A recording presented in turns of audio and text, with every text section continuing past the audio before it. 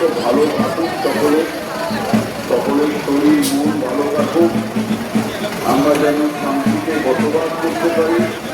মায়ের কাছে এই প্রার্থনা করুন, আমরা যেন সকলে একসাথে একে অপরের জন্য আমরা যেন বলতে পারি প্রত্যেকে আমরা প্রত্যেকের স্তরে সকলে মিলে একসাথে শান্তিমতো সকলে বসবাস করবো। মায়ের কাছে এই অঙ্গীকার করুন, আগামী দিনগুলো আপনাদের শরীর মন সব কিছু সুস্থ থাকুক। আমি 104 নম্বর ওয়ার্ড এবং চেয়ারম্যান তারকেশ্বর চক্রবর্তী আপনাদের সকলকে আমি সকলের কাছে প্রার্থনাই করি।